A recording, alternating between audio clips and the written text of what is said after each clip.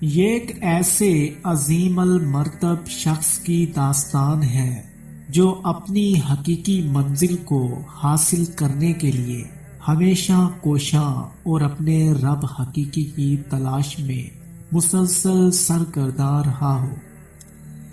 دین اسلام کے معزز و معتبر و کبار صحابہ میں شمار کیے جانے والے ہر دل عزیز صحابی رسول حضرت سلمان فارسی رضی اللہ تعالی عنہ کے حالات زندگی ہم آپ کو انہی کی زبانی سناتے ہیں۔ یقیناً انہوں نے مشرف با اسلام ہونے کے بعد اپنی آپ بیتی جس عمدہ اسلوب سے بیان کی ہے، کوئی دوسرا اس انداز سے ہرگز بیان نہیں کر سکتا۔ جس طرح انہوں نے اپنی آپ بیتی، اپنے جذبات، احساسات، صداقت کو بیان کیا ہے، کوئی دوسرا اس کا حق ادا نہیں کر سکتا۔ حضرت سلمان فارسی رضی اللہ تعالی عنہ فرماتے ہیں کہ میں صوبہ اصفہان کے ایک علاقے کا فارسی النسل نوجوان تھا، اور جس بستی میں ہم رہائش پذیر تھے اس بستی کا نام جے تھا۔ میرا باپ اس بستی کا سردار تھا۔ میرا باپ اس بستی کا سب سے مالدار اور روبدار شخص تھا اور مجھ سے بے حد محبت کرتا تھا۔ جس دن سے میں پیدا ہوا تھا اس دن سے اس نے مجھ کو دنیا کی ہر چیز سے زیادہ عزیز رکھتا تھا۔ جیسے جیسے میری عمر بڑھی ویسے ویسے اس کی محبت اور شفقت میں بھی دن بدن اضافہ ہوتا گیا۔ مجھے گھر کی چار دیواری میں اس طرح پابند کر دیا گیا جس طرح گھر کی دوشیزاؤں یعنی خوبصورت حسین و جمیل کنواری لڑکیاں کو گھروں میں پابند کر دیا جاتا ہے۔ میں نے محبت کے اس قید خانے سے مجوسیت کی تعلیم حاصل کرنا شروع کر دی۔ اس میں بہت زیادہ محنت کی اور اس میں ایک خاص مقام پیدا کر لیا۔ بالآخر مجھے اس آگ کا نگراں بنا دیا گیا جس کی ہم پوجا کرتے تھے۔ اسے دن رات جلائے رکھنے کی ذمہ داری میری تھی۔ میں اسے ایک لمحے کے لیے بھی نہیں بجھنے دیتا تھا اور میں آتش کدے کا محافظ بن گیا۔ میرے والد اپنے علاقے کے بہت بڑے جاگیردار تھے۔ سالانہ وافر مقدار میں غلہ ہمارے گھر آتا تھا۔ روزانہ اس جاگیر کی دیکھ بھال میرے والد کا معمول تھا۔ ایک دن وہ کسی بہت ضروری کام میں مشغول ہو گئے اور مجھ سے کہا کہ بیٹا آج میں کھیتوں میں نہیں جا سکوں گا، اور مجھے حکم دیا کہ میری جگہ آپ جائیں اور کھیتوں کی نگرانی کیجیے۔ میں گھر سے تو اپنی جائیداد کی نگرانی کرنے کے لیے نکلا تھا، لیکن راستے میں میرا گزر ایک نصارہ کے گرجے کے پاس سے ہوا۔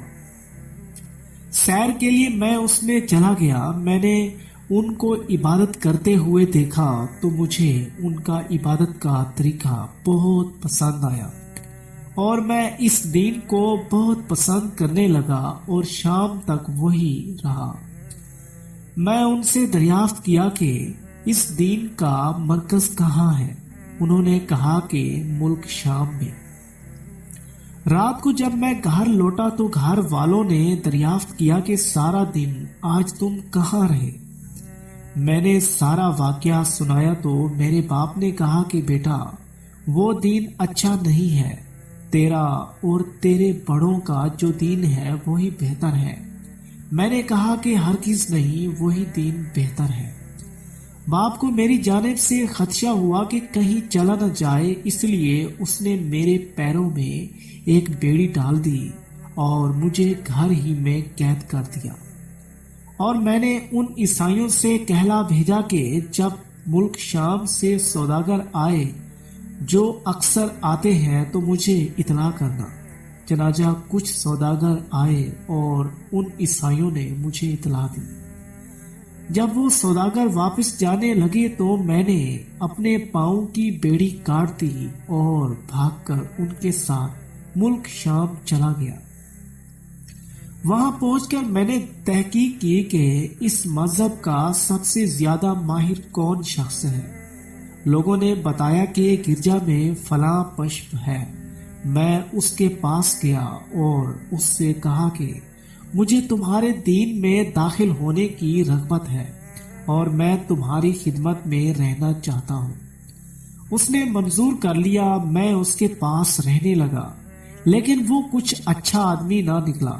لوگوں کو صدقے کی ترغیب دیتا اور جو کچھ جمع ہوتا اس کو اپنے خزانے میں رکھ لیتا اور غریبوں کو کچھ نہ دیتا۔ کچھ مدت بعد وہ مر گیا اور اس کی جگہ دوسرے شخص کو بٹھایا گیا۔ وہ اس سے بہتر اور دنیا سے بے رغبت تھا۔ میں اس کی محبت میں رہنے لگا، میں اس کی خدمت میں رہنے لگا اور مجھے اس سے محبت ہو گئی۔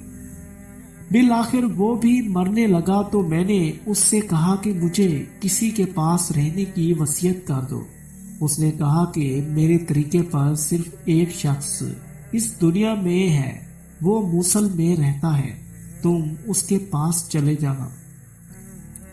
میں اس کے مرنے کے بعد موصل چلا گیا اور اس سے جا کر اپنا قصہ سنایا۔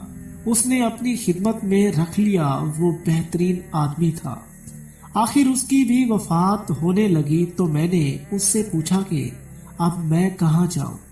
اس نے کہا کہ فلاں شخص کے پاس نصیبین میں چلے جانا۔ میں اس کے پاس چلا گیا اور اسے اپنا قصہ سنایا۔ اس نے مجھے اپنے پاس رکھ لیا۔ وہ بھی اچھا آدمی تھا۔ جب اس کے مرنے کا وقت آیا تو میں نے اس سے پوچھا کہ اب میں کہاں جاؤں؟ اس نے کہا کہ غموریہ میں فلاں شخص کے پاس چلے جانا۔ میں وہاں چلا گیا اور اس کے پاس اسی طرح رہنے لگا۔ وہاں میں نے کچھ کام دھندا بھی کیا، جس سے میرے پاس کچھ گائے اور چند بکریاں جمع ہو گئی۔ جب اس کی وفات کا وقت قریب آیا تو میں نے اس سے پوچھا کہ اب میں کہاں جاؤں؟ اس نے کہا کہ خدا کی قسم، اب اس دنیا میں کوئی شخص اس طریقے کا جس پر ہم لوگ ہیں عالم نہیں رہا۔ البتہ نبی آخر الزمان کے پیدا ہونے کا زمانہ قریب ہے، جو دین ابراہیم پر ہوگا، جو دین ابراہیمی پر ہوں گے اور عرب میں پیدا ہوں گے، اور ان کی ہجرت کی زمین ایسی جگہ ہے جہاں کھجوروں کی پیداوار باکثرت ہے اور اس کے دونوں جانب کنکریلی زمین ہے۔ وہ ہدیہ نوش فرمائیں گے اور صدقہ نہیں کھائیں گے، اور ان کے دونوں شانوں کے درمیان مہر نبوت ہوگی۔ اگر تجھ سے ہو سکے تو اس سرزمین پر پہنچ جانا۔ اس کے انتقال کے بعد قبیلہ بنو کلب کے چند تاجروں کا وہاں گزر ہوا۔ میں نے ان سے کہا کہ اگر تم مجھے اپنے ساتھ عرب لے چلو تو اس کے بدلے یہ گائے اور بکریاں تمہاری نظر ہیں۔ انہوں نے قبول کر لیا اور مجھے وادی قرا لے آئے، یعنی مکہ مکرمہ، اور وہ گائے بکریاں میں نے ان کو دے دی۔ لیکن انہوں نے مجھ پر یہ ظلم کیا کہ مجھے مکہ مکرمہ میں اپنا غلام ظاہر کیا اور مجھے بیچ دیا۔ بنو قریظہ کے ایک یہودی نے مجھے خرید لیا اور اپنے ساتھ مجھے اپنے وطن طیبہ مدینہ طیبہ لے آیا۔ مدینہ طیبہ کو دیکھتے ہی میں نے ان علامات کو جو مجھے غموریہ کے ساتھی یعنی پادری نے بتائی تھی پہچان لیا کہ یہ وہی جگہ ہے۔ میں وہاں رہتا رہا کہ اتنے میں نبی کریم صلی اللہ علیہ وآلہ وسلم مکہ سے ہجرت فرما کر مدینہ طیبہ تشریف لے آئے۔ حضور صلی اللہ علیہ وآلہ وسلم اس وقت تک قبا ہی میں تشریف فرما تھے۔ میں نے حضور صلی اللہ علیہ وآلہ وسلم کی خبر سن کر جو کچھ میرے پاس تھا لے جا کر آپ علیہ السلام کی خدمت میں پیش کیا اور عرض کیا کہ یہ صدقے کا مال ہے۔ تو حضور صلی اللہ علیہ وآلہ وسلم نے خود تناول نہیں فرمایا بلکہ صحابہ کرام یعنی فقراء سے ارشاد فرمایا کہ تم کھا لو۔ میں نے اپنے دل میں کہا کہ ایک علامت تو پوری نکلی، پھر میں مدینہ واپس آ گیا، پھر اور کچھ جمع کیا، اور اس دوران نبی کریم صلی اللہ علیہ وآلہ وسلم بھی مدینہ طیبہ میں تشریف فرما تھے۔ میں اس مرتبہ کچھ کھجوریں اور کھانا پیش کیا اور عرض کیا کہ یہ ہدیہ ہے، تو حضور صلی اللہ علیہ وآلہ وسلم نے اس میں سے تناول فرمایا۔ میں نے اپنے دل میں کہا کہ یہ دوسری علامت بھی پوری ہوئی۔ اس کے بعد میں ایک مرتبہ اور حاضر خدمت ہوا۔ اس مرتبہ حضور صلی اللہ علیہ وآلہ وسلم ایک صحابی کے جنازے میں شرکت کی وجہ سے جنت البقیہ میں تشریف فرما تھے۔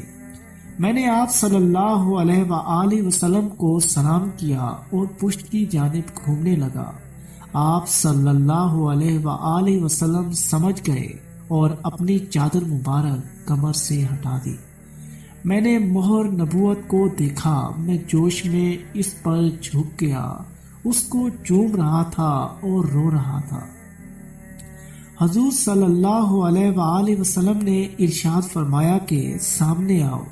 میں سامنے حاضر ہوا اور حاضر ہو کر سارا قصہ سنایا۔ اس کے بعد میں اپنی غلامی کے مشاغل میں پھنسا رہا۔ ایک مرتبہ حضور صلی اللہ علیہ وآلہ وسلم نے فرمایا کہ تم اپنے آقا سے مکاتبت کا معاملہ کر لو۔ میں نے اس سے معاملہ کر لیا۔ اس نے دو چیزیں بدل کتابت قرار دی۔ اول یہ کہ 40 اوقیہ نقد سونا، یعنی ایک اوقیہ 40 درہم کے برابر ہوتا ہے، اور درہم تقریباً 3 یا 4 ماشے کا، اور دوم یہ کہ 300 درخت کھجور کے لگاؤں اور ان کو پرورش کروں یہاں تک کہ کھانے کے قابل ہو جائیں۔ چنانچہ حضور صلی اللہ علیہ وآلہ وسلم نے اپنے دستے مبارک سے لگائے، اور حضور صلی اللہ علیہ وآلہ وسلم کا یہ معجزہ تھا کہ تمام درخت اسی سال پھل لے آئے مگر ایک درخت نہ پھلا۔ تحقیق سے معلوم ہوا کہ وہ درخت حضرت عمر رضی اللہ تعالیٰ عنہ کے ہاتھ سے لگایا ہوا تھا۔ حضور صلی اللہ علیہ وآلہ وسلم کے دستے مبارک کا نہ تھا، چنانچہ نبی کریم صلی اللہ علیہ وآلہ وسلم نے اسے نکالا اور اسے اپنے دستے مبارک سے لگایا۔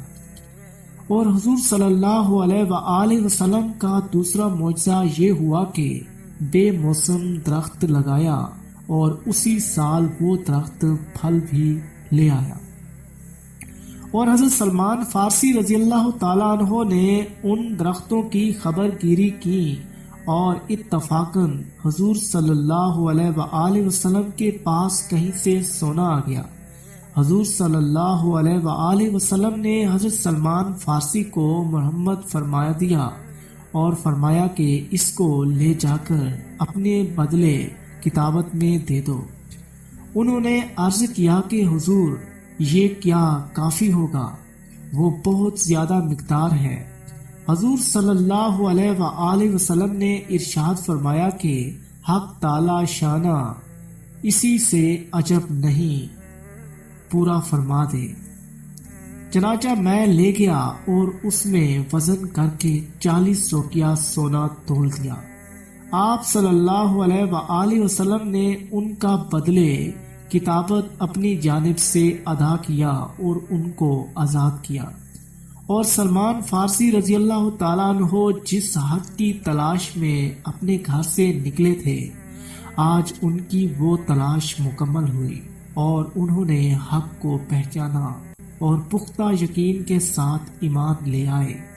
حضرت سلمان فارسی رضی اللہ تعالیٰ عنہ کہتے ہیں کہ میں 10 سے بھی زیادہ آقاؤں کی غلامی میں وہ رہے ہیں۔